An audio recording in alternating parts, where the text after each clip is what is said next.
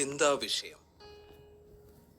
ദൈവമേ, അവിടുത്തെ മുൻപിൽ ഞാൻ വിധേയപ്പെടും, കൊമ്പിട്ട് നിൽക്കും. എല്ലാം അവിടുത്തെ ഇഷ്ടം, അവിടുത്തെ ഇഷ്ടം മാത്രം. പ്രവൃത്തികളില്ലാത്ത വിശ്വാസം നിർജീവമാണ്.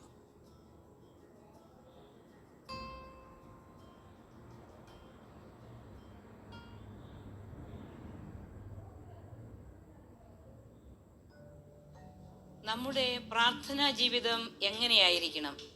സ്വയം വിശുദ്ധീകരിച്ച് ജീവിച്ച് അനേകം ആത്മാക്കളെ നേടുക എന്നതാണ് ഓരോ ക്രിസ്ത്യാനിയുടെയും കടമ. അല്ലെങ്കിൽ യേശുവിനെ നാം വീണ്ടും ക്രൂശിക്കുകയാണ് എന്ന ബോധ്യം മറ്റുള്ളവരിലേക്ക് പകർന്നു കൊടുക്കുവാൻ യൗപ്രാസമ്മയ്ക്ക് ദൈവം ദർശനങ്ങളും അടയാളങ്ങളും കൊടുത്ത് അനുഗ്രഹിച്ചു. എന്നാൽ ഇപ്രകാരമുള്ള ദർശനങ്ങൾ ഉണ്ടാകുവാൻ യൗപ്രാസ്യമ്മ ഒരിക്കലും ആഗ്രഹിച്ചിരുന്നില്ല. തൻ്റെ ആത്മഗുരുവിന് അമ്മ എഴുതുന്നു: എൻ്റെ സ്നേഹപിതാവേ, ഇടയ്ക്കിടെ എൻ്റെ ബോധമറ്റ് പോകുക നിമിത്തം പല വിഷമതകളുണ്ട്. ദർശനങ്ങളൊന്നും എനിക്ക് വേണ്ട. ദൈവകൃത്തിൽ നിലനിന്നാൽ മാത്രം മതി. മറ്റുള്ളവർക്ക് അറിയപ്പെടാവുന്ന അതിസ്വാഭാവിക സംഭവങ്ങളൊന്നും മരണം വരെ എനിക്ക് വേണ്ട എന്ന് പ്രാർത്ഥിക്കുന്നു. എനിക്കുണ്ടാകുന്ന ദർശനങ്ങളും വെളിപാടുകളും എന്നിൽ അഹങ്കാരമുളവാക്കുകയോ അതെല്ലാം ദൈവത്തിൽ നിന്ന് തന്നെ വരുന്നവയാണെന്ന് ശഠിക്കുകയോ ചെയ്യുന്നില്ല. എല്ലാം എൻ്റെ ആത്മപിതാവിന് നേർമയോടെ വെളിപ്പെടുത്തുന്നു. മാത്രമല്ല, ഒരുപക്ഷെ അവയെല്ലാം എൻ്റെ സങ്കല്പങ്ങളായിരിക്കാം. അതുകൊണ്ട് ആത്മപിതാവിൻ്റെ തീരുമാനങ്ങൾക്ക് ഞാൻ വിട്ടുതരുന്നു. ഈ കത്ത് വായിച്ചു കഴിഞ്ഞാലുടൻ കീറിക്കളയണമെന്ന് താഴ്മയോടെ സാധ്യപ്പെട്ട് അപേക്ഷിക്കുന്നു. അങ്ങ് ആത്മപിതാവിനടുത്തതും സ്ലീഹായ്ക്കടുത്തതുമായ ആശീർവാദവും ഗുണദോഷ മറുപടിയും താഴ്മയോടെ അപേക്ഷിക്കുന്നു എന്ന് അയോഗ്യയും ശുശ്രൂഷയും എളിയ ദാസിയും കീഴ്വഴക്കമുള്ള മകളുമായ കർമ്മലീത നിഷ്പാതുക 3-ാം സഭയിലെ ഈശോയുടെ തിരുഹൃദയത്തിന്റെ ഏവുപ്രാസ്യ.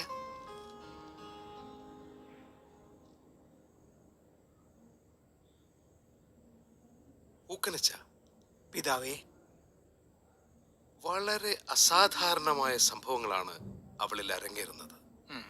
പ്രാർത്ഥനാപൂർവമാണ് നാം ഈ കത്ത് വായിക്കുന്നത്. ഒരു കൊച്ചു കന്യാസ്ത്രീയുടെ ആത്മീയതയുടെ പാരമ്യത്തിൽ നിന്നും ഉരുവാകുന്ന ജൽപ്പനങ്ങളാണോ എന്ന് പോലും നാം ആദ്യം സംശയിച്ചിരുന്നു. 40ഓളം കത്തുകൾ ഇതിനോടകം വന്നു കഴിഞ്ഞു. എന്നാൽ എൻ്റെ നിഗമനങ്ങൾ ഒരു ദൈവിക ഇടപെടൽ ഇതിൻ്റെ പുറകിലുണ്ട് എന്ന് വിശ്വസിക്കേണ്ടതായി വരികയാണ്. കത്തുകളിലെല്ലാം കീറിക്കളയണം എന്നെഴുതിയിട്ടുണ്ട്. പിതാവ് അത് ചെയ്യുന്നുമില്ല. എനിക്ക് പഠിക്കണം. ദൈവം വലിയൊരു ഉത്തരവാദിത്തമാണ് എന്നിൽ നിക്ഷിപ്തമാക്കിയിരിക്കുന്നത്. ആരാലും അറിയപ്പെടാത്ത ഒരു പുണ്യവതിയാകാനുള്ള എളിമയുടെ ഒരു അഭ്യാസമാണ് ആ ഏറ്റുപറച്ചിൽ. എനിക്ക് ദർശനങ്ങൾ വേണ്ട, നാം അത് മനസ്സിലാക്കുന്നു. ഈ കത്തും മറ്റു കത്തുകളുടെ കൂടെ സൂക്ഷിച്ചു വെച്ചു. ദൈവീക പദ്ധതികളുടെ നിഗൂഢത മറന്നേക്കാൻ ഈ എളിയദാസിന് എങ്ങനെ സാധിക്കും? അസാധ്യം തന്നെയാണ്. കാലം തെളിയിക്കട്ടെ എല്ലാം. ഞാൻ എല്ലാം ഭദ്രമായി സൂക്ഷിക്കുന്നുണ്ട്. നല്ലത്.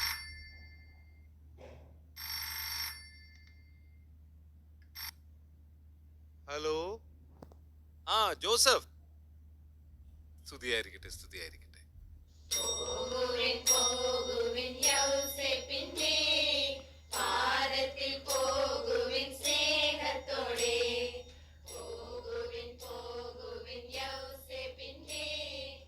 മദർ, സിസ്റ്റർ സിസ്റ്റർ ഏവപ്രാസ്യ 2 ദിവസമായി ഉല്ലാസത്തിന് വരുന്നില്ല. ഞാനും ഇന്നലെ ഇക്കാര്യം ശ്രദ്ധിച്ചിരുന്നു. അവരെന്താ ചെയ്യുന്ന ഈ സമയം? ഇന്നലെ ചാപ്പലിൽ കണ്ടിരുന്നു. ഞാനൊന്ന് അന്വേഷിക്കട്ടെ.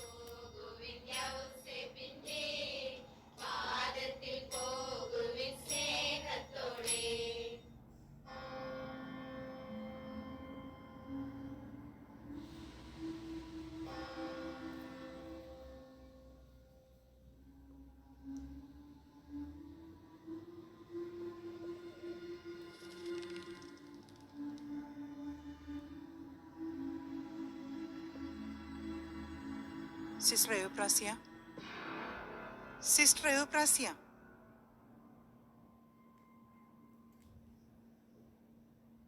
മദർ, പുറത്തേക്ക് വരൂ.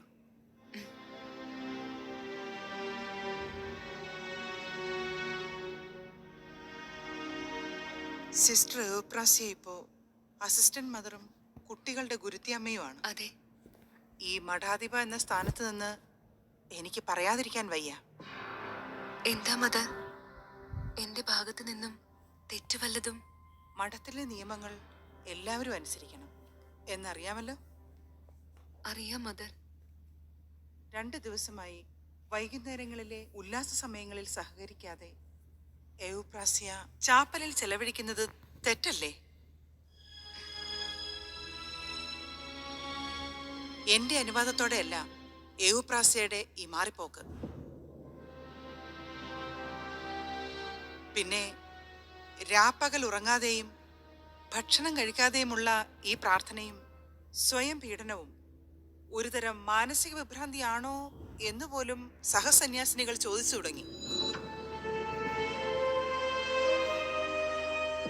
എന്താ, വിഷമമായോ? ഒരു വിഷമവുമില്ല. തെറ്റാണ് ചെയ്തത്. മാപ്പു തരണം. സാരമില്ല, എഴുന്നേൽക്കൂ.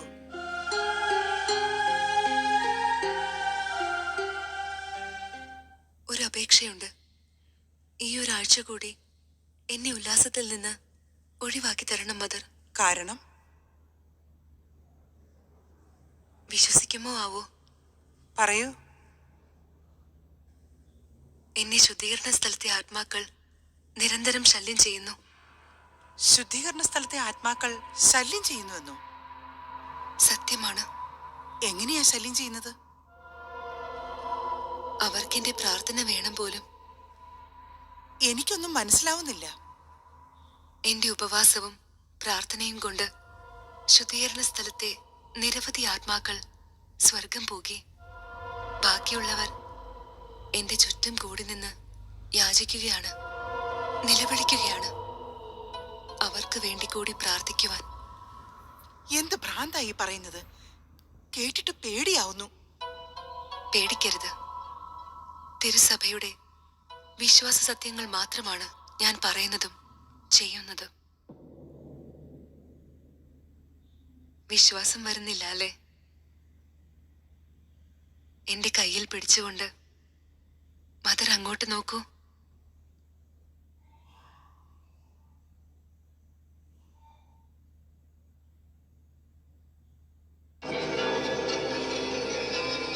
പേടിക്കണ്ട. പ്രാർത്ഥിച്ചുകൊണ്ട് പിടിച്ചോളൂ മദർ.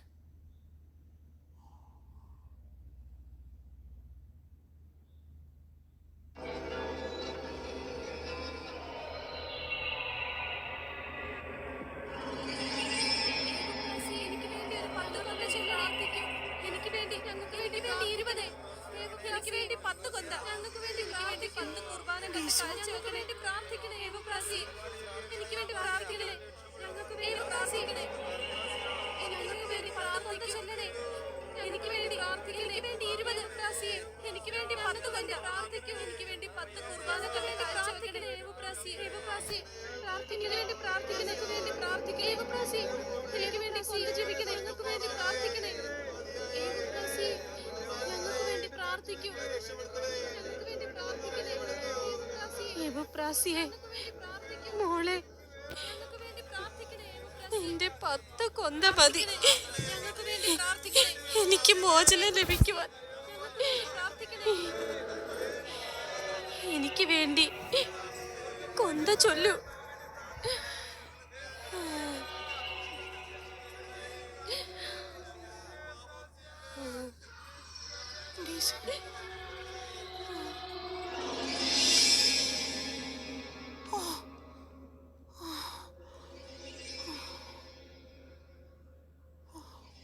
മദർ, ഒരാഴ്ച കൂടി രാപ്പകൽ ഉപവാസമെടുത്ത് പ്രാർത്ഥിച്ചാലേ ഇവരെല്ലാം സ്വർഗത്തിലെത്തൂ. എനിക്ക് ഉല്ലസിക്കാൻ സമയമില്ല. എന്നെ അനുവദിക്കണം മദർ. എവ്പ്രാസിയ, ആവശ്യമുള്ള സമയം എടുത്തോളൂ. ഞാൻ പോട്ടെ.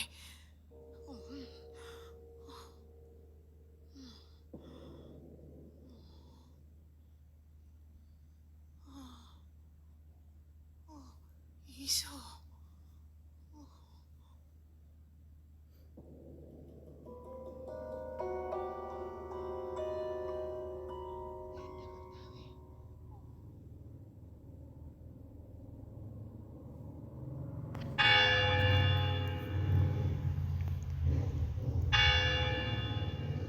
എന്റെ മാതാവേ,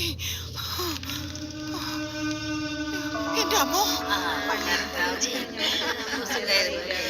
മദറാകെ വിഷമിച്ചാണല്ലോ വന്നത്. എല്ലാരും ഉല്ലാസം ഒന്ന് നിർത്ത്.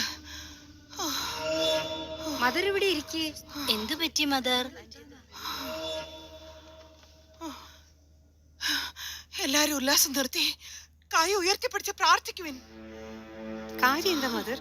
മദറാകെ പേടിച്ചു പോയല്ലോ. കൈ വിരിച്ച് പ്രാർത്ഥിക്കാം നമുക്ക്. എന്താ കാര്യം?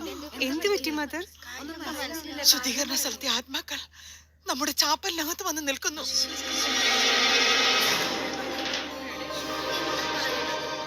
എന്നെയോ പ്രാസിയെ കാണിച്ചു തന്നു.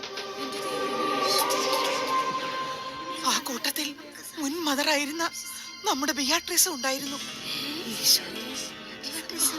നമുക്ക് അവർക്ക് വേണ്ടി പ്രാർത്ഥിക്കാം.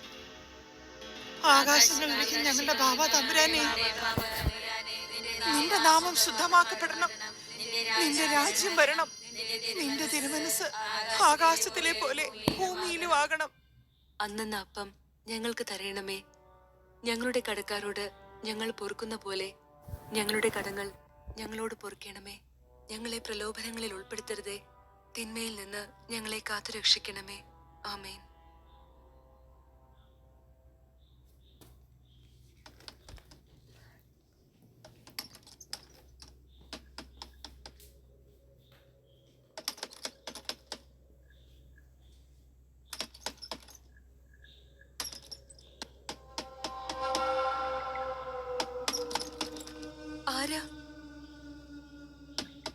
ആരാ അത്?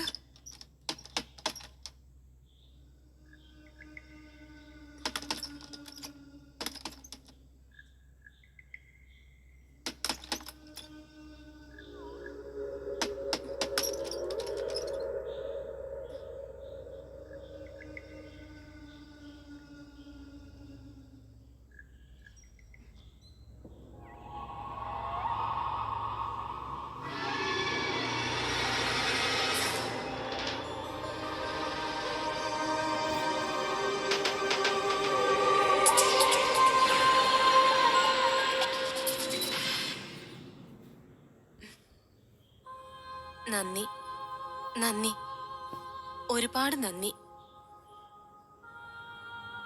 എവുപ്രാസിയുടെ പ്രാർത്ഥന ഒന്നുകൊണ്ട് മാത്രം എനിക്ക് ശുദ്ധീകരണ സ്ഥലത്തു നിന്നും സ്വർഗപ്രാപ്തി ലഭിച്ചു.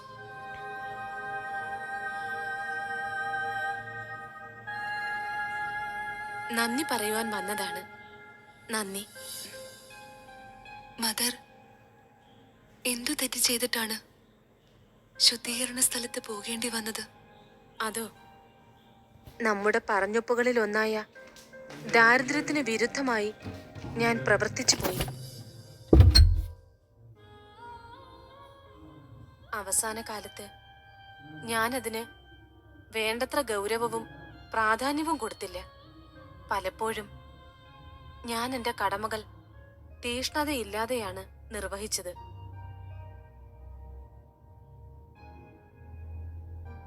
ഓ, അതൊന്നും അത്ര സാരമില്ല എന്ന മട്ടിൽ ചിലതെല്ലാം വിട്ടുകളയുകയും ചെയ്തു.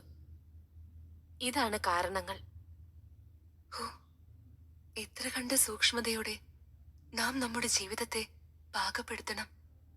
നിങ്ങളും ഈ വിധത്തിലുള്ള തെറ്റുകളിൽ വീഴാതിരിക്കുവാൻ ദൈവത്തിന്റെയും പരിശുദ്ധ അമ്മയുടെയും അനുഗ്രഹത്താൽ അറിയിക്കുന്നതാണ് ഇക്കാര്യം. നമ്മുടെ ജീവിതകാലത്ത് സാരമില്ല എന്ന മട്ടിൽ അശ്രദ്ധയോടെ ചെയ്യുന്ന നിസ്സാര തെറ്റുകൾ പോലും ദൈവത്തിന്റെ മുമ്പിൽ വലിയ കണക്ക് പറയേണ്ടി വരുമെന്ന് അറിഞ്ഞിരിക്കണം.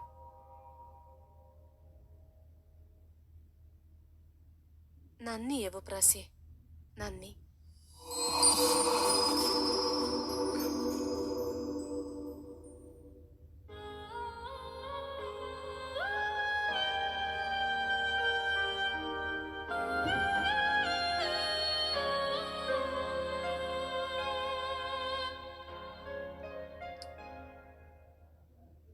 ആയിരത്തി 1913 യവുപ്രാസ്യാമ്മ ഒല്ലൂർ മഠാധിപയായത്.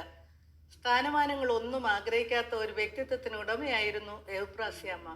അന്നൊക്കെ കന്യാസ്ത്രീമാരുടെ സ്ഥലം മാറ്റവും ഉത്തരവാദിത്തങ്ങളും നിശ്ചയിക്കുന്നത് മെത്രാനച്ചനാണ്. മേനാച്ചേരി പിതാവ് ഒല്ലൂർ മഠത്തിന്റെ മദറായി യവുപ്രാസ്യാമ്മയെ നിയമിച്ചപ്പോൾ അമ്മയുടെ നിലപാട് വ്യത്യസ്തമായിരുന്നു. അത് പിതാവിനെ അത്ഭുതപ്പെടുത്തി.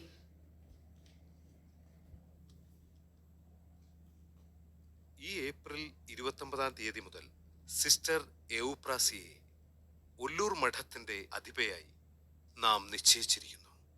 വളരെ സന്തോഷപ്രദമാണ് അങ്ങയുടെ തീരുമാനം. നല്ലത്. തെറ്റാണെന്ന് വിചാരിക്കരുത്. ഒരഭിപ്രായം എനിക്കുണ്ട് പിതാവേ. പറഞ്ഞുകൊള്ളൂ.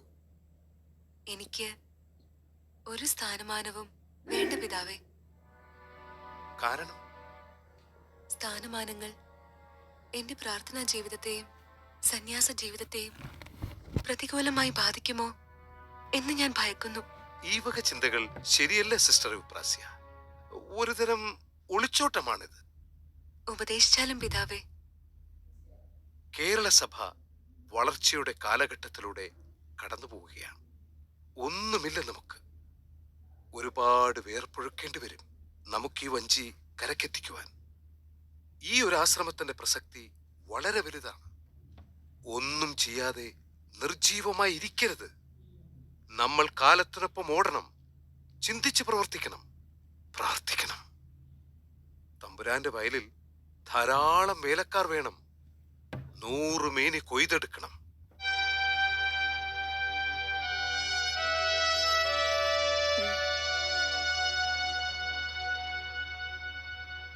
ഞാൻ വെറുതെ എടുത്ത തീരുമാനമല്ല ഇത്.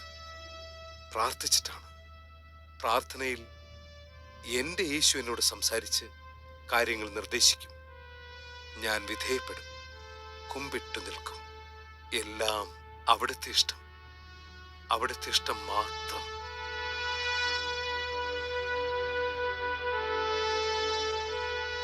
എന്താ ചിന്തിക്കുന്നത്?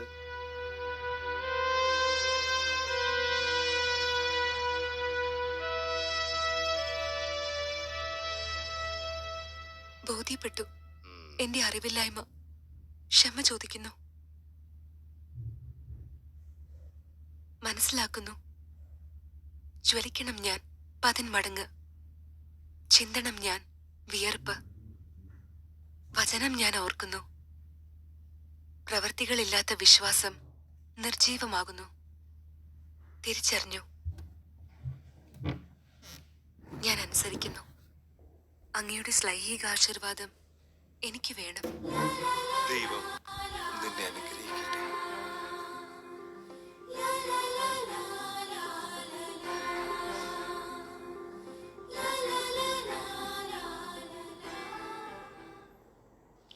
സന്യാസത്തിന്റെ രീതികൾ അന്ന് വളരെ കഠിനമായിരുന്നു.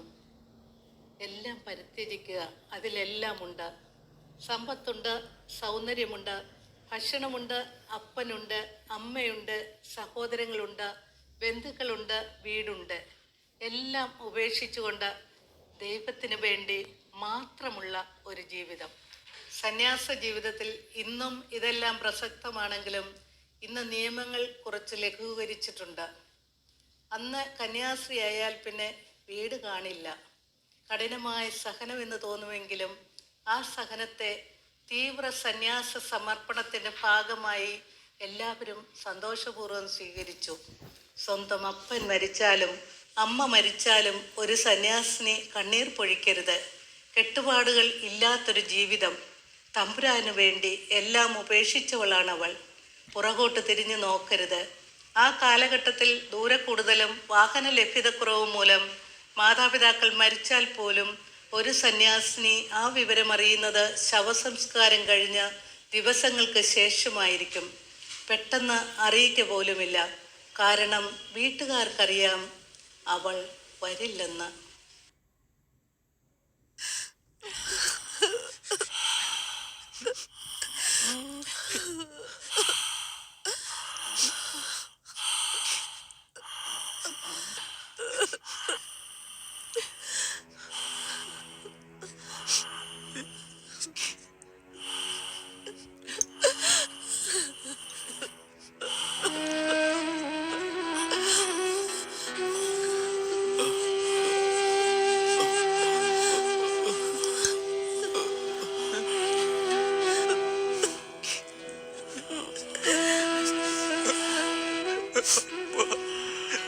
കാക്കു മോനെ, നീ ഇങ്ങനെ വിഷമിക്കാതെ.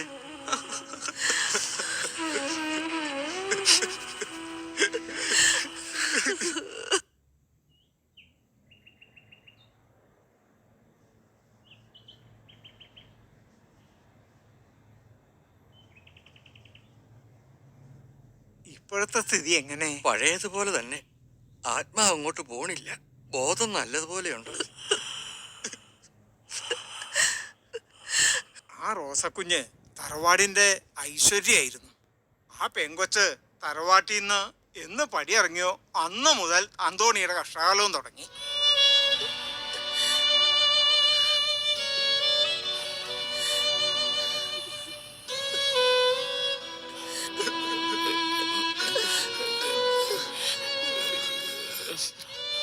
അപ്പന് എന്തോ പറയുവാനുണ്ട്.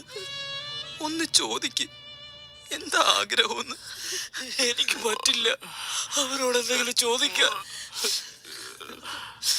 ചാക്കുട്ടി ചോദിക്ക്. അന്തോണി, കൂട്ടുകാരാ, നിനക്ക് എന്തെങ്കിലും പറയാനുണ്ടോ? പറയ്.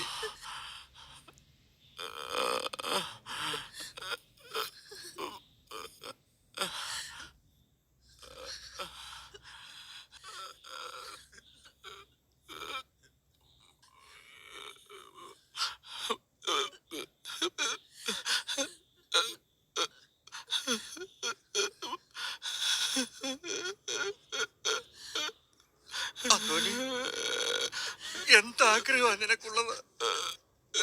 പറഞ്ഞു അന്തോണി.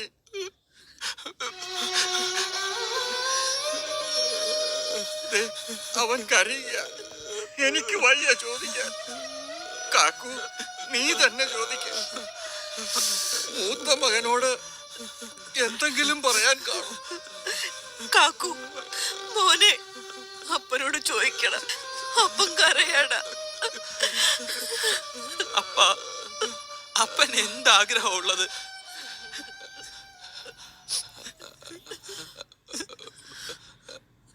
പറയപ്പ. അപ്പന്റെ മക്കൾക്ക് സാധിക്കാവുന്നതെല്ലാം ചെയ്തു തരാം. എന്റെ പൊന്നെ, ഒന്നും മിണ്ട്. പറഞ്ഞോളൂ അപ്പ. എനിക്ക് എന്റെ റോസാമോളെ ഒന്ന് കാണണം.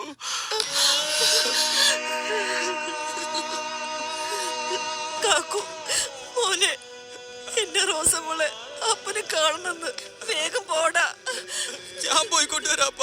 എന്ത് മണ്ടത്തരവാ നീ പറയുന്നത്? അവൾക്ക് വരാൻ പറ്റില്ല. അവളെ വിടില്ല. ഞാൻ ചെന്ന് പറയാം. നീ ചെന്നാലും അവൾ വരില്ല. എന്റെ അപ്പന്റെ ആഗ്രഹം. എന്റെ പെങ്ങള് വരും, എന്റെ പെങ്ങള് വരും. ഞാൻ പോയി കൊണ്ടുവരാപ്പ. നീ പോകണ്ട. ചാക്കുട്ടി പറഞ്ഞത് നേരാ. സന്യാസിനിയായാൽ പിന്നീട് ഒരിക്കലും വീട് കാണില്ല. ഞാൻ ചേച്ചിയുടെ അധികാരികളോട് കാലി കെട്ടി വീണ് യാചിക്കാം. അവർ വിടും. എന്റെ പെങ്ങളെ അവർ വിടും. എടാ, നീ പോയിട്ട് വരാൻ 2 ദിവസം എടുക്കും. ഒടുവിൽ നിനക്കും നിന്റെ അപ്പന്റെ കാണാൻ പറ്റില്ല. ഞാൻ പോയിട്ട് വരാം. കാക്കു നീ പോകരുത്. കാക്കു കൊച്ചുമരി അപ്പന് ഉമ്മ കൊടുക്കണേ.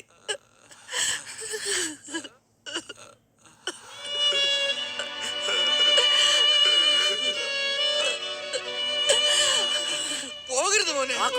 കാക്കു നിൽക്കാൻ. അവൾ വരില്ല. എന്റെ അപ്പം മരിക്കില്ല. എന്റെ പെങ്ങള് വരാതെ എന്റെ അപ്പം മരിക്കില്ല. ഞാൻ പോയി കൊണ്ടുവരും.